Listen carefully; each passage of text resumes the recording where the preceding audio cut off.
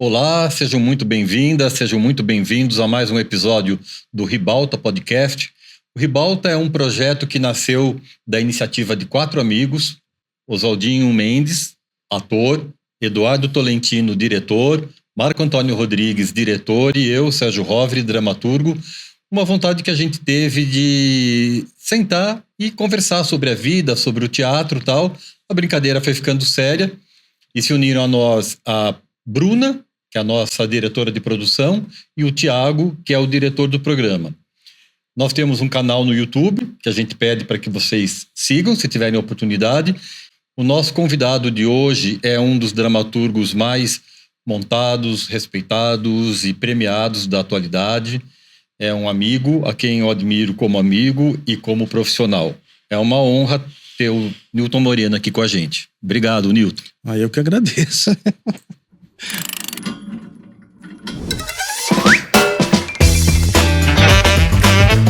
Nilton, você é um dramaturgo que já teve algumas das suas peças traduzidas para outros idiomas e montadas em outros países.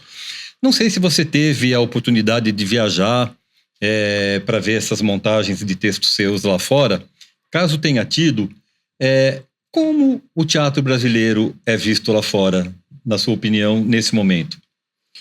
Olha, infelizmente, eu não viajei tanto quanto eu gostaria para ver as poucas montagens que aconteceram. Mas eu viajei, vou falar de uma experiência de viagem, e aí eu não sei se vou conseguir responder como o teatro brasileiro é visto hoje, porque faz um tempinho que eu não circulo tanto. Mas, assim, eu tenho tentado promover uma conversa maior com a América Latina. América Latina. Uhum. Tanto tematicamente, o próprio sonho que você se referiu no intervalo aqui, né? Então, eu tenho uma curiosidade de tanto ler materiais como de levar o trabalho de alguma forma. A gente foi agora para um festival, 2 festivais na Colômbia. Foi super incrível a relação, a reação com o sonho. Até porque eles estavam num momento político também ardido, assim, bem movimentado. Então,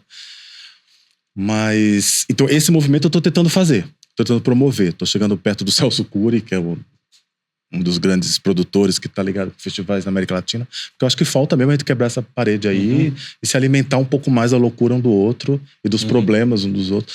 Então, acho que Tô tentando traduzir para o espanhol as coisas. Tô fazendo o que eu posso nesse sentido desse intercâmbio, mas bem aqui na América Latina. América Central. Você percebe uns pontos de interesse comuns, assim, entre essas dramaturgias contemporâneas? Bom, é uma análise assim bem rasa, né? Porque infelizmente eu não tô conseguindo conviver e estudar isso a fundo, né? Mas eu vejo muita gente trabalhando sobre as heranças da ditadura, assim, né? Então, de um jeito ou de outro, o massacre que ela impõe, mesmo quando ela já acabou, né? O que vem depois, que ela, essas heranças assim funestas, assim, eu percebi. Agora tem um caso muito legal com a Agreste. A Agreste é uma peça importante para mim porque ela me ensina toda vez, de um jeito ou do outro, ela me ensina alguma coisa. E é muito bom poder estar, né, vendo a peça ser sempre acessada, revista, provocada, que seja. O Massorelli, na montagem dele, levou essa peça para Berlim, um festival de teatro lá, que tinham outras peças, a Companhia do Saturno, enfim, tinha um bando de gente lá. E a gente ficou um pouco apreensivo, primeiro porque assim, meu domínio do alemão é nenhum, né? Então, tem um desdomínio do alemão. Então eu falei, não sei o que essas pessoas vão ouvir, não sei o que aconteceu aqui. Desculpa, até mandei para um amigo que mora lá, ele falou, não, beleza, dá para entender, ok, mas enfim, mistério.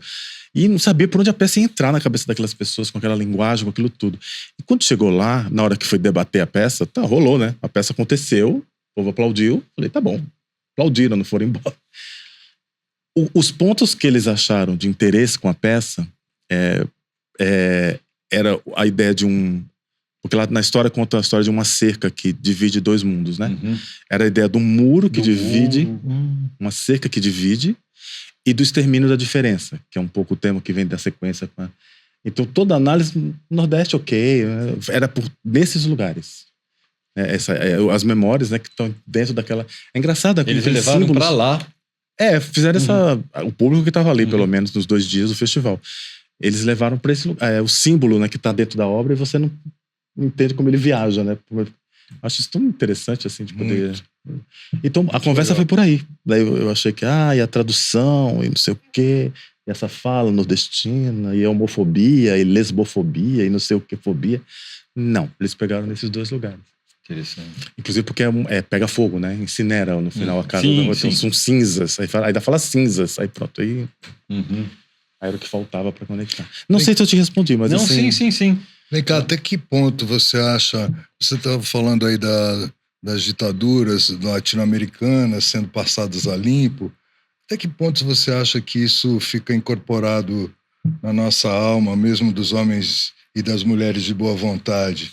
Num país que a república foi formada por um golpe militar, em seguida teve outro golpe militar, e os militares sempre foram uma casta que permaneceu durante todo esse tempo e permanece até hoje. Eles são quase intocáveis, né? A não ser num caso tão grave quanto esse que acontece. Quer dizer, pela primeira vez, eu acho que esse é um momento histórico no país. É porque não deu certo, né? Onde isso está sendo... É porque não deu certo. Onde isso está sendo passado a limpo, né? Quer dizer, é um momento muito especial, né? Porque até em outros países isso é referido como um momento especial. Será que, se houver justiça desse ponto de vista, isso também vai contaminar a gente? Ou até que ponto a gente também tem uma cabeça meio autoritária? Quer dizer, talvez essa divisão do país que a gente tem hoje, que não são só em 2 blocos, tem muitos blocos, são muitas tribos, e essas tribos se censuram umas às outras, mesmo no campo mais progressista. Será que isso também não é uma herança de um passado autoritário? Né? Onde nós estamos nos colonizando, não precisamos mais do colonizador. Nós mesmos nos colonizamos. Você já respondeu de tantas formas da sua própria pergunta que eu já...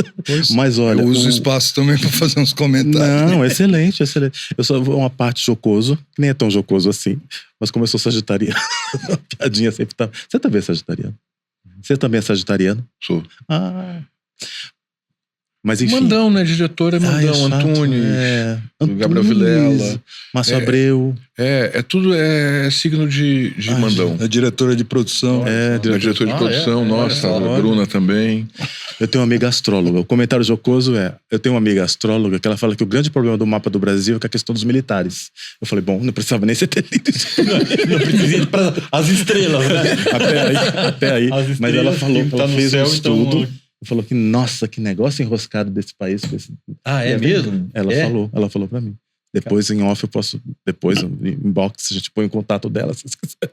Mas ela falou que a questão dos militares A gente tem eu acho que a questão das anistias e das impunidades são mais violentas, né? Tudo é violento. Você já respondeu de várias formas a sua mesma própria pergunta. Mas, para mim, só para trazer mais 2 palavrinhas, eu acho que esse aprendizado de anistiar e de impunidade... Ele reina ainda de uma forma soberana, né? Então, não sei como faz, mas eu sinto que aí tem um problema, tem um lugar de ataque, né? Que a gente tem, e agora a gente tem mais uma chance de tentar viver isso catarticamente, ainda que isso signifique a vontade de uma parte da população. Ainda que. Porque você, como bem colocou, são vários, né? São vários os Brasis aí no meio se movendo. Mesmo nessa história dos indígenas que eu falei no outro programa, que eu estou pesquisando, né? A ditadura tá... De novo, né? É impressionante como ela consegue atrapalhar todo o desenvolvimento de uma coisa, progressista, pelo menos, né? Porque os caras lá ficam falando que tudo piorou depois que eles... Já era ruim, né? São séculos de coisa que não é legal. São séculos de exclusão, são séculos, né? De o que seja. Mas tudo... A espiral piorou depois dos 64, 70. Porque teve todo esse projeto de... uma terra assim, como é? Ocupar para... vamos nos livrar da selva. Ocupar para governar. Ocupar para governar, assim, uma terra sem homens para homens sem terras. Tinha toda uma propaganda que assim, a selva é um problema, né? Então a gente tem que fazer o máximo que a gente puder para comprimir, para limpar, para abrir espaço para o desenvolvimento. Começa com a ação das bonitas lá, militar de novo. Assim, não estou dizendo que é só aí que está esse problema, que esse problema é lá atrás. Mas volta Então, nem sei o que é que eu te respondi, Marco, agora. Já mas respondeu, enfim, tá tudo certo. você já respondeu metade só tô falando isso, que a gente introjeta, talvez, a nossa subjetividade está contaminada também por um certo tipo de autoritarismo. Quando a gente fez o Memória da Cana, que é uma peça que era uma adaptação do Nelson Rodrigues, e a gente foi estudar o Gilberto Freire com a coisa da família patriarcal. A gente não queria montar o Nelson Rodrigues nem o Gilberto Freire, o que a gente queria estudar era isso. O que é que ficou de herança patriarcal nas nossas relações de hoje? Né? Em que medida esse desmando patriarcal latifundiário, todas essas coisas estão presentes nas micro-relações hoje, não é lá quando Gilbertinho escreveu o que ele escreveu, entendeu? Só que aí a gente caminhou para um outro lugar e acabou montando o Nelson à luz dessa visão. E aí cada um foi investigar nas suas famílias, aí o negócio ficou pesado, a gente falou, não, aqui não vai dar porque é pesado demais. Mas de qualquer maneira era essa a preocupação. Né? O que é que a gente... O próprio Assombrações desse velho também era isso, porque... Também era uma tentativa de entender por que esses fantasmas ficaram. Era uma série de lendas urbanas. Mas por que essas lendas ficaram? São todas as coisas mal resolvidas, né, que a gente não conseguiu e estavam lá cutucando o imaginário ou se configurando metafisicamente, não sei qual dos dois, né? Mas enfim, eles estão sinalizando que a cicatriz não se fechou, né? Que o problema está aí ainda. Você que está flertando com a América Latina, você não acha que esse é um problema da América Latina, não só do Brasil? Quer dizer, a questão militar é uma questão do nosso cone sul todo, né? Que eles vão se locupletando no poder e aderindo à esquerda, à direita, a qualquer lugar, para não perder o poder. E uma sociedade civil apoia isso por inércia, talvez, por uma questão cultural, né? Sim, totalmente. Mas o curioso disso é que a sociedade é autoritária, mas o modelo militar é de governo mínimo. Então essa contradição é, de fato, difícil de lidar, né? Porque aí isso vai repercutir na educação, vai repercutir na saúde pública, vai repercutir em todos esses modelos de desenvolvimento, né? Porque se você tem um Estado mínimo num país desse tamanho, isso não vai funcionar nunca. Com a desigualdade que tem. Com a desigualdade que tem. Vai subtraindo o Estado, né? Essa luta do Pará agora foi isso, né? Dos indígenas, do Pará. Que queriam diminuir a carga horária, alguma coisa assim. A intervenção do Estado nas aulas dos indígenas da região. Eu falei, não, a gente quer a aula integral, a gente quer o espaço que a gente já tem. Enfim, subtraindo de novo a ideia de Estado, né? Ô, Nilton, esses estudos que você falou, que tem feito sobre... Não é violência urbana no Nordeste, é sobre conflitos de terra? Conflitos de terra conflitos de terra. No Pará, especificamente. No Pará, mas... tá. É uma realidade que aqui a gente tem noção, mais ou menos, ou não chega aqui o que realmente acontece? Eu vou falar de uma coisa bem... à distância, eu não viajei para lá. Eu adoraria, não conseguimos recursos, aquele que reclama, né? Não conseguimos o recurso do projeto para poder viajar. Então não fui. Então é tudo meio assim, né? Tô falando do que eu tô de orelhada de pessoas que vivem lá, né? Que vivem mais lá, né? Que circulam. É mais por aí que eu tô falando. Mas eu acho que a gente não tem noção não, porque é um campo de impunidade tão grande, esse lugar do acesso à terra, e assim, é um faroeste, é assim, o menino, quando chegou lá, eu conversei com um jornalista da Piauí, chama Alain de Abreu, super gente fina, assim, e ele fez 3 matérias lá, um sobre garimpo, outro sobre madeira ilegal e outro sobre, quais são? Garimpo, madeira, daqui a pouco aparece a terceira. Minério. Acho que é. Os minérios. Isso, deve ser isso. E ele falou que assim, deixa eu falar pra ele, olha, não se assusta com cadáver, tá? Fica bem, passa direto. Com cadáver? Cadáver, assim, a gente tá ali, né? Porque tem muita briga, tem muito conflito, às vezes. Não se assusta. Tá na paisagem. Tá na paisagem. Não fica nervoso com isso. Eu falo, gente, como é que você usa o negócio? Caramba. Todo mundo de arma na cintura. Isso eu tô dizendo que eu ouvi, tá? Não fui, infelizmente ainda não fui lá. Então tem um campo aí de... Eu vou usar a palavra impunidade, porque parece que tá... A coisa da indignação do começo do outro papo tá assimilado, tá introjetado, que funciona meio que assim. A própria ideia de grilagem, né, da coisa não é sua, mas vai se tornando sua, porque vão encontrando um meio de fazer com que isso vire legal. Eu não consigo nem entender o que acontece. Agora, essas suas pesquisas... Como você falou, o Brasil realmente a gente não tem a medida, né, do que é... Elas vão originar uma peça? E pro lado bom e pro lado ruim. Porque eu tive uma vivência no Acre que foi para mim genial. 13 dias no Acre.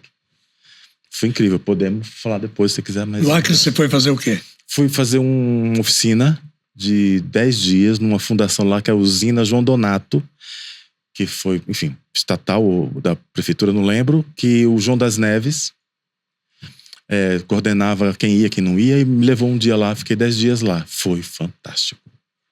Em todos os níveis, assim, para entender pasto, né? Uhum. Pasto. Aí sim, isso foi 2009. Foi na época do Memória da Câmara, 2009. Caramba. Pasto. E as outras questões...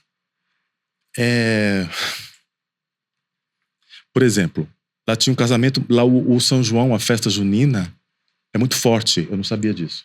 Muito por causa dos nordestinos que foram para a região norte, né? Então, as festas juninas, que foi a época que eu fui, é uma explosão, assim, uma coisa potente, né? E aí eu fui ver um casamento matuto, eu comecei a achar algo estranho na noiva. Falei, gente, essas moças aqui, essa noiva, era todas trans. Ah, é? E não era o casamento matuto especial das trans, era o casamento matuto oficial. E as trans faziam a noiva, e o outro trans fazia o padre, e tá tudo bem. E tinha aquelas que tinham aplicado. Tinha tudo. E tava tudo convivendo, tudo rolando, e não tinha questão, não tinha. Não pode estar ali, não pode estar aqui. Tá todo mundo fazendo junto, totalmente inserido. Sem falar nas ayahuasca, as coisas. É um lugar muito louco esse Acre.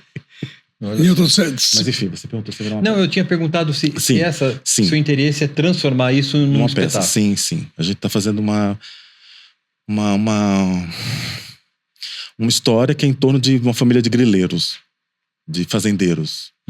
A gente foi para Casa Grande, porque também, para falar dos indígenas, eu acho que hoje não conseguiria falar como eu gostaria sem ter atores indígenas. Ponto, tá no meu objetivo. Então, falou, vou para Casa Grande. Eu tô falando do problema. O problema, não tô fugindo do problema, não tô. Aliás, eu tô talvez num lugar para poder... Mas é isso. É um pouco esse... O desejo é esse, que a gente faça esse espetáculo que fale sobre essa família de grileiros. Entendi. Voltando, a gente tá nele, mas focando no teatro.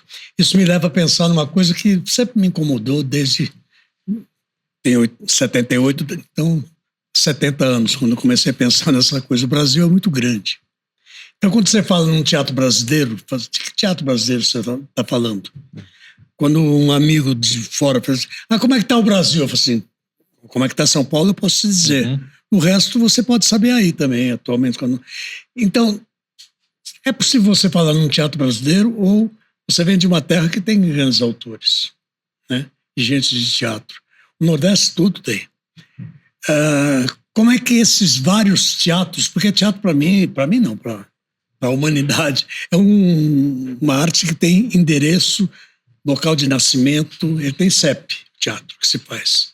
Por exemplo, o teatro que você está fazendo aqui, olha aqui, se o outro está fazendo a mesma peça no Maranhão é outra coisa, se estiver fazendo em Berlim é outra coisa, a mesma peça. Então ela tem o endereço certo. Como é que a gente pode falar em teatro brasileiro com essa multiplicidade com essa riqueza de temas? Você falou, por exemplo, a questão agrária. Se você falar a questão agrária do ponto de vista do Nordeste, é uma. Se você falar em São Paulo, é outra. Você vai falar, na origem, tudo se liga, mas o foco muda. Como é possível falar em teatro brasileiro? Como você fala da cultura brasileira? Eu não sei. E eu já tenho um olhar meio deslocado, né? Porque eu falo bastante do Recife, do Pernambuco, do Nordeste, estando aqui.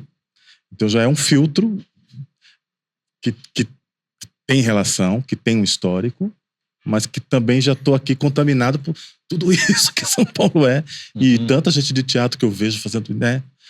E tenho certeza que alguém fosse tratar esse tema, que mora lá no Norte, deve estar fazendo coisas incríveis, outras pessoas sobre esse mesmo, vão ter um olhar muito específico sobre a coisa, né? Mas não sei, é que tem uns temas que parece que eles nos ajudam, né? Assim, as impunidades e as anistias, por exemplo, elas parece que as corrupções, essa relação da distribuição da terra no Brasil, né? que pode ter características específicas ali, a grilagem, mas é o grande problema desde a sesmaria. Então, assim, doar terra para quem? Enfim. Aí fui descobrir que tem uma tal de lei de terras. Desculpe os geógrafos, porque eu não sou tão, né? Mas enfim, estava estudando essa coisa. E aí, que é um mecanismo que quando começou a ficar oficializado a compra pelo Estado da terra. Né? Não é mais, você vem, então vou oficializar, toma aí. Mas só puseram isso justamente para que só quem pode comprar ter terra, que era 1850, que seria ideal que fosse para muitos escravizados ou outras pessoas pudessem começar a ter um negocinho, mas era impossível, essas pessoas não tinham dinheiro. Então voltou a concentrar mais. Uma coisa que podia legalizar, tornar tudo mais ok, o Estado está aqui contigo, toma o papel, mas vai com um pensamento perverso, né? Tem uma perversidade, né? Que vai... Tá ficando pesado, né? O papo. Deixa eu fazer uma... Mas parece que a perversidade talvez seja um termo. Sim. Então, é só para dizer que eu sei que isso é vivido de formas diferentes e com expressões diferentes, né? Mas, assim, tem alguns temas que atravessam a gente, né? Talvez seja o tema da humanidade, ou talvez seja o tema da América Latina. Eu não sei. Uma coisa que talvez isso... Esse lugar, por exemplo, a questão de como que a gente distribui as terras. O velho fantasma da reforma agrária. Como capitania hereditária. Os portugueses sabiam o que faziam. Com as capitanias. Newton, deixa eu te perguntar uma coisa, que é uma curiosidade técnica. Você é encenador e dramaturgo, certo? Certo. Eu quando vou montar alguma coisa, né? A minha primeira briga é com o texto. Briga no sentido de tentar entender aquilo, de colocar aquilo em causa, de as coisas que eu não percebo do texto. Procuro trabalhar muito isso com os atores e tal. E, enfim, eu acho que existe uma dramaturgia literária, digamos assim, uma dramaturgia cênica. Sim. Né? Sim. Como é que você faz para isso conviver na mesma pessoa? Né? Como é que você pensa isso assim? Primeiro, eu sou encenador bissexto, né? De vez em quando, aqui eu vou pegar o bicho. Mas, de qualquer forma, eu acho que com os parceiros, eu peço para que eles me ajudem a duvidar do texto. Né? Porque eu acho que por mais que o ego não vai deixar você duvidar tudo que você pode, né? Que você escreveu. Claro. Tem algum lugar que você vai falar, não, essa frase não... É tão linda. Sim, justo essa, né? Corta a outra, é poética. É sempre aqui. Imagina a Denise dizendo isso. Então, eu preciso que eles duvidem. Eu tenho trabalhado com o Almir Martins, que é meu assistente, pesquisador, e ele é pago para duvidar. Eu quero que você não goste, eu quero que você duvide, eu quero que você me conte problema o tempo inteiro. Porque senão eu vou ficar assim, ai, que bonitinho. Maravilha. Então, assim, eu peço que eles me ajudem nesse campo, sabe? Você tocou numa coisa. Você não acha que nós temos uma certa dificuldade de conviver com a crítica, não a crítica oficial, a crítica interna? Eu acho. Nós somos os melhores do mundo, né? Ou nós somos os piores ou somos os melhores. Nós não conseguimos conviver com o aprimoramento crítico. Isso. Né? Eu sinto isso. É muito difícil. Às vezes você vai falar com um ator, ele se sente profundamente ofendido. Porque parece que você está atacando pessoalmente. Exatamente. Né? Exatamente. E algumas coisas que falam dos nossos trabalhos também, sim. você sente que as pessoas ficam muito ofendidas. Sim. E isso não é um grande motivo do nosso atraso diante das questões brasileiras, eu concordo totalmente com você. Tem os melindres. Muito. E aí as coisas técnicas e as coisas de avanço, assim, a gente não senta para conversar sobre... Fui lá, não consegui nem conversar sobre o Tio Vânia. Sabe assim, por que não senta e não conversa? Exatamente. Como é que você resolveu aquilo? Por que ela faz aquele papel, hein? Eu ia te perguntar como é que você chegou no Tato Ficha. Enfim, perguntas mesmo, né? Tem um amigo diretor que foi ver, a gente tá em cartaz com uma peça aí, o Ninho, né? E aí ele falou uma coisa pra mim que falou, gente, ele tem toda a razão. A gente tá mudando porque ele foi lá, teve a generosidade de ficar até o final e dizer pra mim, eu acho que essa quebra funcionaria melhor se você fizesse assim. Aí eu dividi com a galera e falou, é melhor. E a gente não tem tempo, vamos voltar pro tempo. Talvez, não sei se é só questão de disponibilidade interna, às vezes. Talvez seja, né? Mas assim, tem o melindre, né? Talvez esse lugar, assim. Mas eu acho que não tem tempo. É isso que a sede faz falta. Porque todo mundo que sentava ali não era só pra elogiar. Claro. Eu sentava ali e falava, não entendi esse final, querido. Ou me explica, ou muda. Faz alguma coisa, porque eu não entendi. É um pouco a natureza do Arte contra a Barbárie era essa. A gente ficava, né, discutindo um com o outro. Às vezes eu pego esse espetáculo aqui dele e vamos discutir esse. Aí amanhã vai pegar o meu. Mas eu queria pegar uma carona nisso, que é o seguinte, você até mandou, eu não sei quando isso for pro ar, como é que vai estar essa situação. Eu tive lá, inclusive, porque também fui muito amigo do Willo Crulli, na destruição do Teatro Vento Forte, né? Sim. Mas uma coisa que para mim ficou muito como material de reflexão é que, primeiro, eu acho que a gente se dá alguma importância que a gente não tem faz muito tempo. É muito fácil meter um trator lá e derrubar aquilo da noite para o dia, porque tanto faz como tanto fez. Por quê? Porque a gente não tem grande importância, né? Quer dizer, então, primeiro esse lugar que eu acho que a gente acaba se dando uma importância que a gente não tem. Porque socialmente a gente não tem. Eu fiquei até imaginando que e um pouco aquela outra coisa do Brecht, né? Que é você achar estranho aquilo que é comum e achar comum aquilo que é estranho. Quer dizer, não dá para estranhar que um governo como esse, do Ricardo Nunes, não derrube tudo numa cidade que está vivendo um ataque fantástico de especulação imobiliária em todos os seus bairros, ou não? Sim. E aquilo sempre foi um território cobiçado. Então, quer dizer, tem alguma coisa aí. Às vezes essa atenção da gente para alguma coisa fica desviada porque a gente se dá uma importância. Como é que derruba isso e tal, não sei o quê. Derrubando a cidade inteira, né? Entendeu? Está derrubando a cidade inteira. Então, inclusive, se fosse ele, inclusive, eu chegava no outro dia, chamava todo mundo e falava assim, gente, olha aqui, eu quero mostrar para vocês a maquete do shopping center que nós vamos construir aqui. E vai ter um teatro de 400 lugares chamado Willo Crulli. Entendeu? Então eu acho que tem um... Não dê essa ideia, hein? Não, mas eu acho que ele nem tem essa preocupação, né? Tem um lugar que eu acho que... shopping, sim, agora que um teatro dentro... Uma coisa assim, estranhar mais isso, eu acho que é uma tarefa que a gente precisa se colocar, né? Porque é um pouco na carona, talvez, do que você está falando, da gente não conviver... Como a gente não convive mais entre nós criticamente, e também não tem crítica, hoje em dia você tem blogueiro da internet distribuindo prêmio, eu falei, bom, eu jamais serei criticado bem a partir de agora. Você tem blogueira da internet distribuindo prêmio ou fazendo uma resenha com adjetivos. Olha que espetáculo lindo, olha que não sei o quê. Enfim. Inesquecível. Inesquecível. Então, e esses blogueiros, amanhã, outra questão com isso é que eles viram o quê? Comissão julgadora de edital. Digitais. Ou curador de espaço, né? Programadores e tal. Quer dizer, e a gente, quando recebe... o que deve ser visto, né? Quando recebe uma criticazinha dessa, a gente acaba ainda dando destaque para eles. Olha que legal, muito obrigado, fulano, a gente reproduz a crítica e tal, não sei o quê, enfim, aquela crítica de merda a gente reproduz ali. Ou seja, quem legitima isso somos nós mesmos. Que somos algozes de nós mesmos. É nesse sentido que eu acho que a gente vai incorporando todas as colonizações e se autocensurando, manja. Não sei como é que você vê isso, mas para mim isso é um problema que acho até ótimo falar disso, porque é difícil até falar, porque qual é a consequência, qual é não sei o quê. Talvez a gente não fala disso, né? Mas é uma coisa ampla, né, Marcão? Porque a gente tá falando da demolição do teatro, assim, na mesma semana em que se proibiu música na Paulista, né? Pois? Essa prefeitura proibiu a execução de música ao vivo.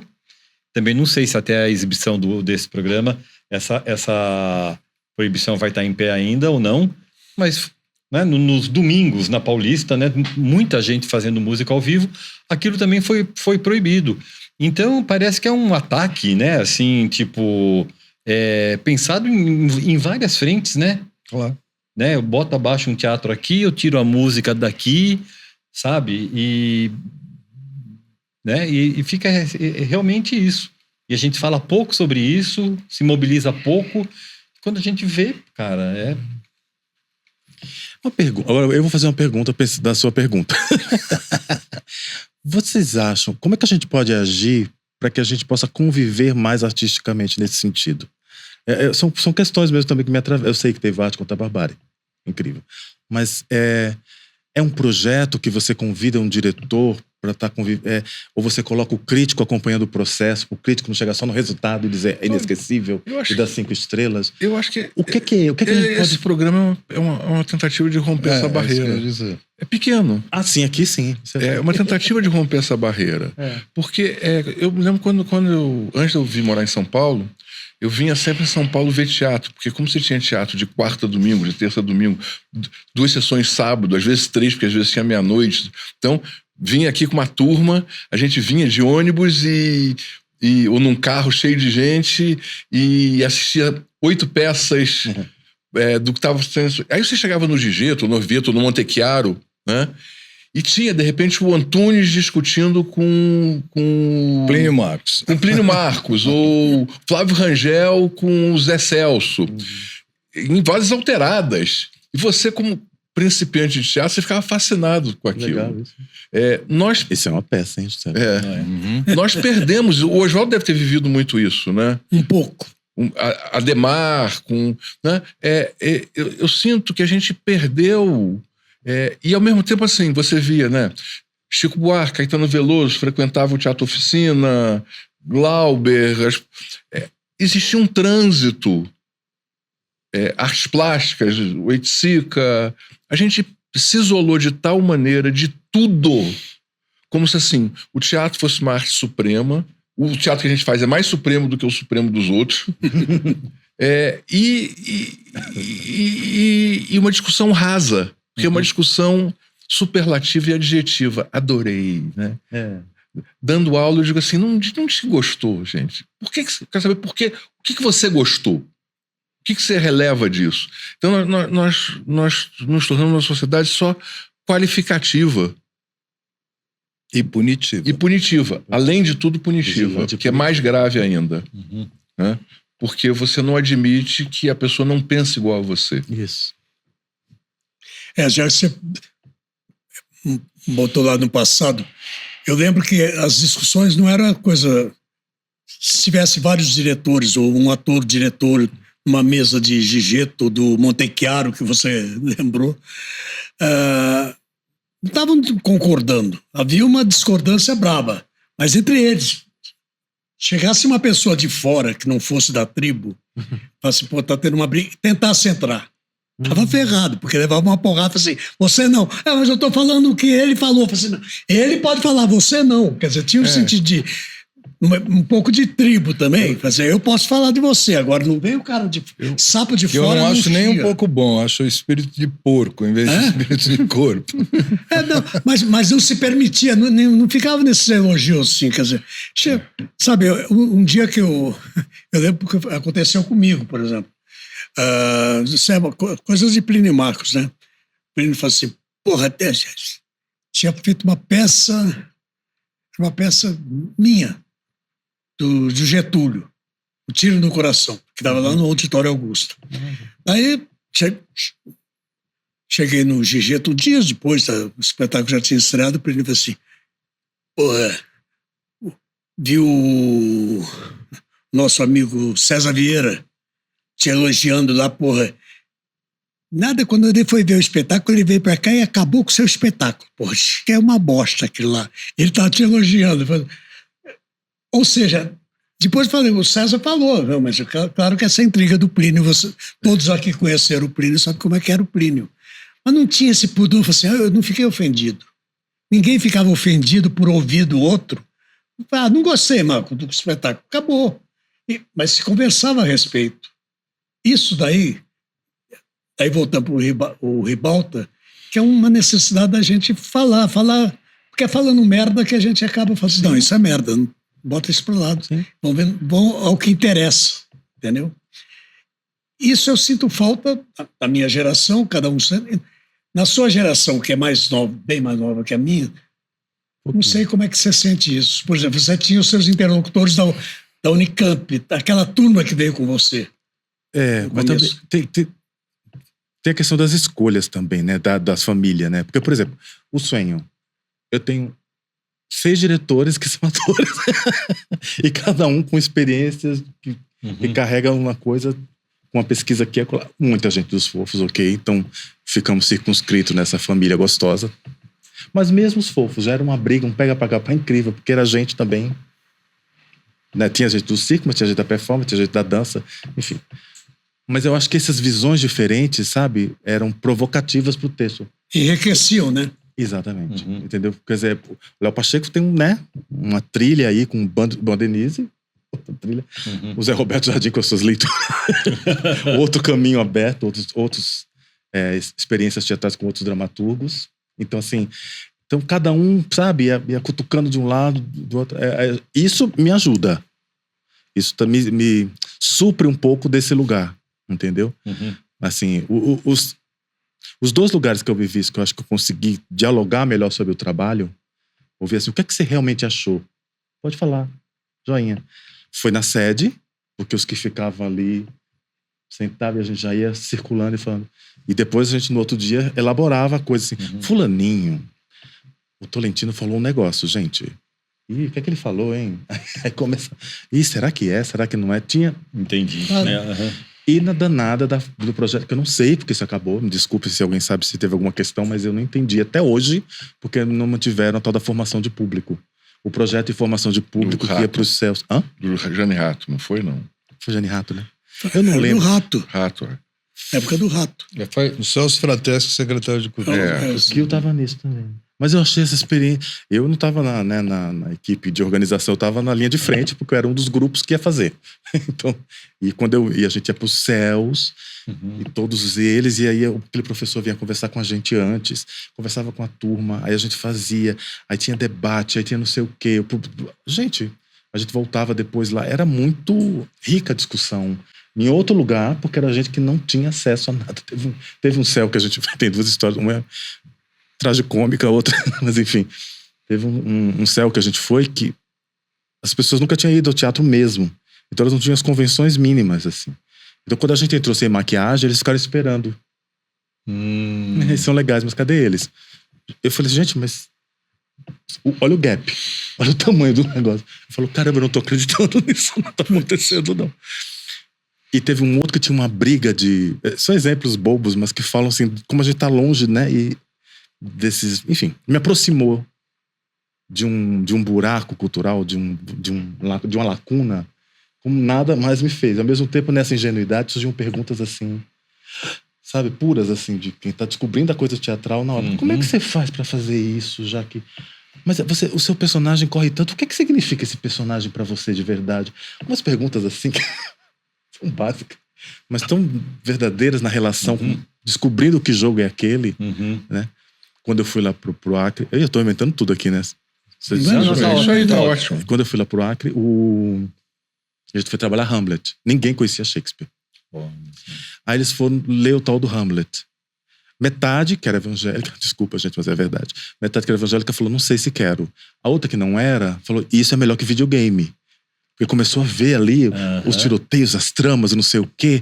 Mas ele matou, ele não vai matar, o que vai acontecer? Começou a ficar louca. A gente foi pro videogame, no videogame a gente foi resolvendo Shakespeare, entendeu? Ali. Maravilha. Mas aquela juventude... Né, olha que loucura. Mas enfim, eu não sei porque eu entendi essa história do...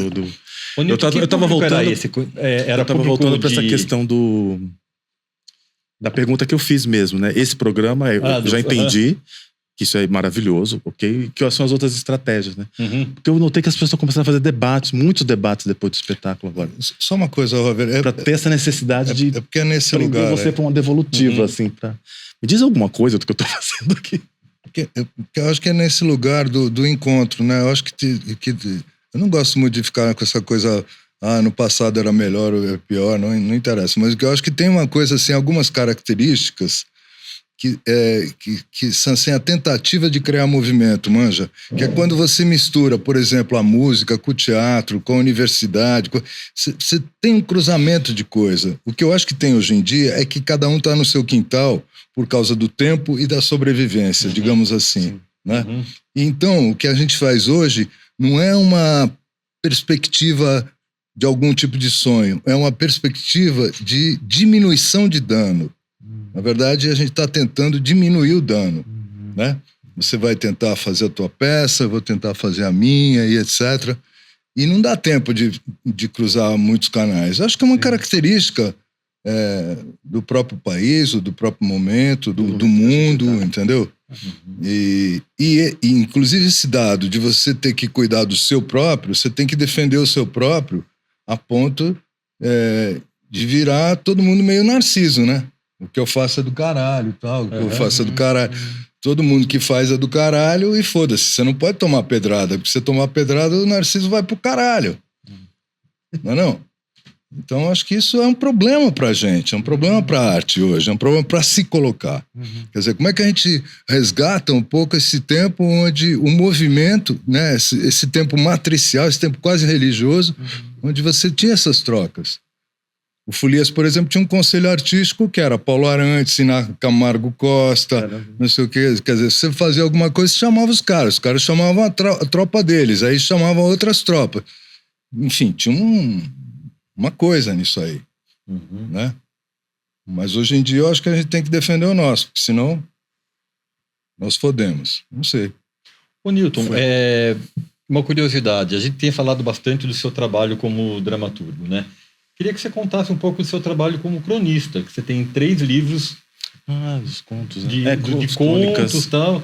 E eu queria saber qual é a diferença? Aquilo que vai para os contos é uma coisa totalmente da sua dramaturgia para teatro? Não sei. Eu tenho vontade eu tenho vontade de envelhecer contista. Contista. É o meu. E talvez na próxima encarnação aí poeta mesmo. Vai pro plim, chegou a medalhinha, 5 estrelinhas. Então eu vou exercitando, eu tô brincando de exercitar. Muito do que tá ali são ideias que eu talvez não tenha conseguido chegar a abrir para a ideia do teatro, para a ideia do personagem, para a ideia de ser atravessado por um ator, né? Enfim, que seja. E eu vou exercitando ali o que eu posso da história, né? Mas eu gosto muito dos contos, os contos haikai, né? Os contos bem curtos, assim, bem curtinho, bem que tem um sopro. Pum, acabou. Sabe assim? Inclusive, se você puder falar pra gente o nome dos livros de contos. O primeiro foi Ópera, que era um livro que a gente lançou pelo Fucultura de Pernambuco, que um grupo de teatro de lá, que chama Coletivo Angu de Teatro, lá de Recife, montou algumas histórias desse. Inclusive, ele virou peça antes de virar livro. Porque eles fizeram a peça lá em 2006 e depois a gente lançou. E os outros 2 eu lancei aqui com a Folhas de Relva, que é do Alexandre Stout, que é o editor. Um chama Cidades Sensíveis e outro chama Diários do Infinito, que são sobre... Na verdade, fruto da pandemia. Na pandemia, né, gente? Todo mundo aqui tentou alguma coisa. Descobriu algum lugar para pôr pra fora o bicho, então. E aí eu comecei a trabalhar mais essa ideia do conto lá. Mas eu não sei te dizer... O que eu gosto é assim, não é que eles sejam só estudos para peça. Eu tô tentando descobrir mesmo a linguagem. E como que eu conto naquele tempo. E como é que é essa relação de entregar, né? Porque foi, né? Sim. De vez em quando tem um ser humano que... Você leu ou foi você que comprou? Aí eu consigo conversar um pouquinho para saber. E aí, hein? Porque, enfim... E como é que o autor e o diretor de teatro convivem? Dentro de uma pessoa só, dentro dessa esquizofrenia. Ele só convive porque ele tem parceiros legais. Eu acho que, por exemplo, se eu tivesse que começar a ser um encenador, assim, de entrar em vários projetos que estão por aí, sem eu ter essas parcerias que eu tenho, não conseguiria. Eu sou encenador, principalmente para os diretores aqui do meu lado, porque eu adoro ator. Minha preocupação é estar convivendo, é entender como eles vão fazer aquilo, é tentar alimentar, é tentar criar algo que leve ele aquele personagem, sabe? Provocar. Eu tenho adoro os diretores também, tá? Mas, porque eu acho que é de uma paternidade e de uma generosidade muito grande dirigir uma coisa. São dispensáveis. Somos dispensáveis. Somos dispensáveis. O teatro sem ator não vive. O teatro vive sem diretor. Não sei, ele pode ser melhor com o diretor, mas ele vive sem diretor. Tá. Sem ator não vive. Não vive, né? Então, quando os bonecos ficam lá fazendo, você diz assim, ou é bom ou não é bom. Isso é o fundamental. Então, mais do diretor e do que o autor também. O teatro sobrevive sem autor também. Mas sem ele lá não dá. Então, eu tenho curiosidade com essa relação. Uma ideia de peça que está aqui, de como é que eu faço essa pessoa chegar nesse lugar. Faço chegar, ajudo, né? A chegar. Adoro ator. Esse é o lugar que mais me interessa. Aí no grupo, eu tenho toda aquela galera. E mesmo nesses projetos fora, vou pegar o sonho de novo, eu tenho gente que me ajuda a pensar bem, sabe? Que me ajuda a duvidar do texto. Então é diferente de eu chegar para montar, não sei, um mega projeto musical da Broadway com gente que eu nunca vi, sabe? Que podem ser incríveis. Cantar como ninguém nunca cantou e tá tudo certo, tá?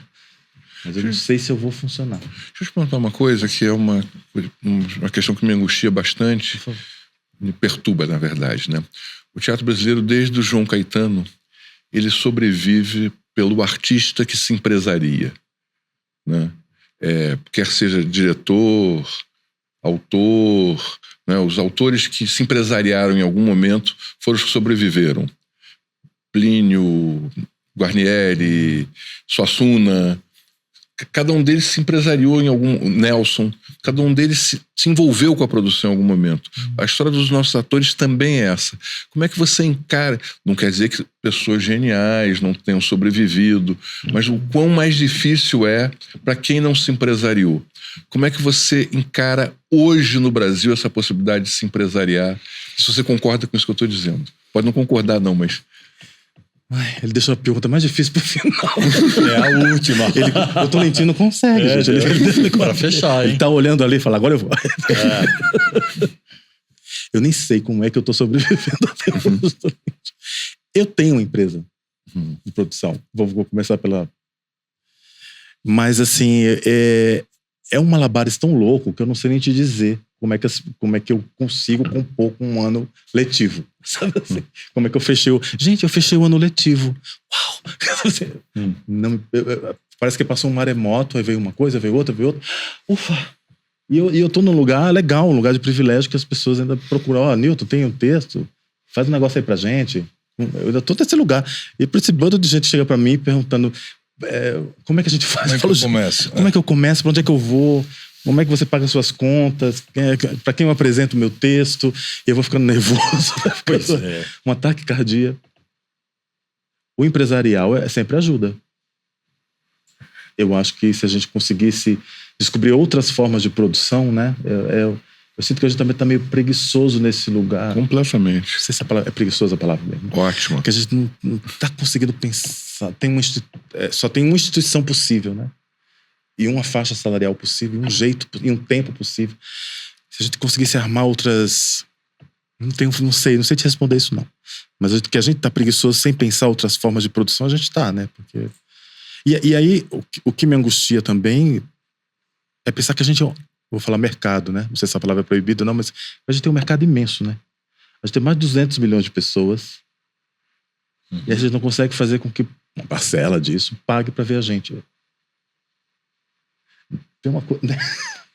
É um trem muito doido, assim, não sei. Eu posso te dizer que eu acho que as faixas salariais... Vou falar uma revelação bombástica do final, assim. O que querem me pagar hoje para produzir um texto é bem menor do que me pagavam 10 anos atrás. Sim. Vindo de qualquer lugar. Vindo de um grupo que conseguiu um fomento, está começando, batalhadores maravilhosos, até coisas mais... Você fala, com essa figura, hein? Nossa, hein? Agora vai, hein, Nilton?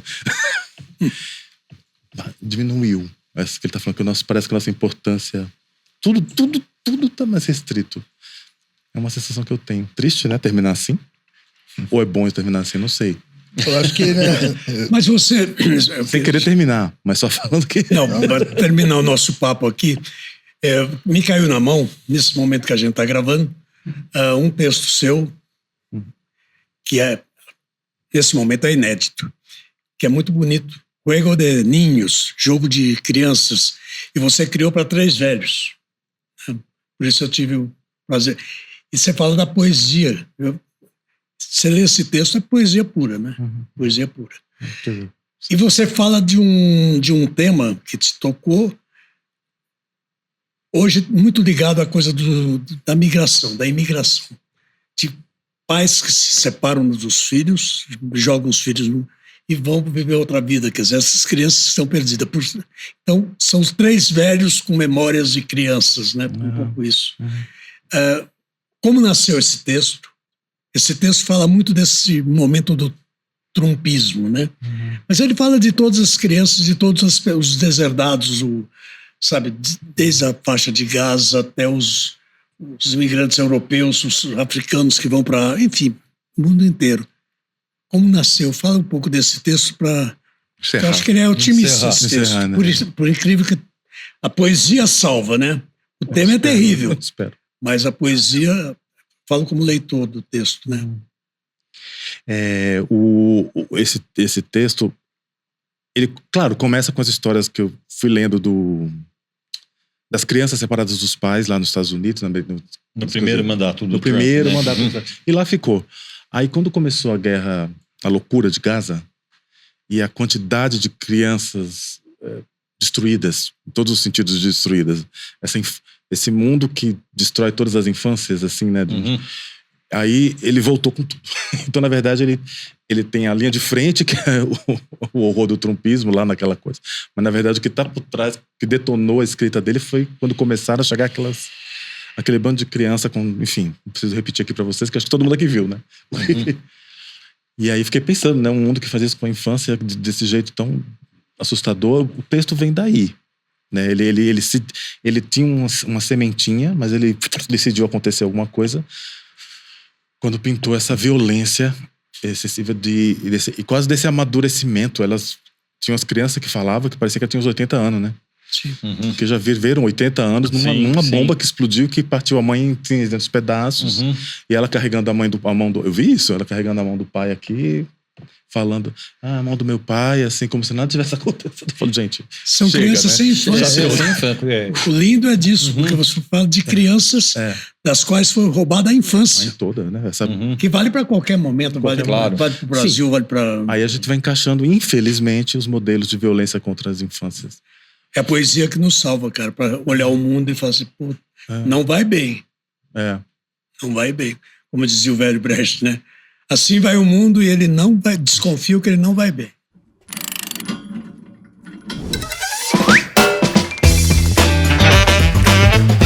A gente gostaria de agradecer muito a presença do Newton Moreno nesse episódio e dizer que há um outro episódio com ele também no nosso canal no YouTube e que pode ser acompanhado nas plataformas digitais.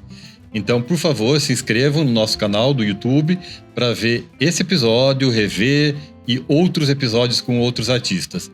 E a gente gostaria de pedir também para que o Newton dissesse onde ele pode ser encontrado. Vivo me escondendo.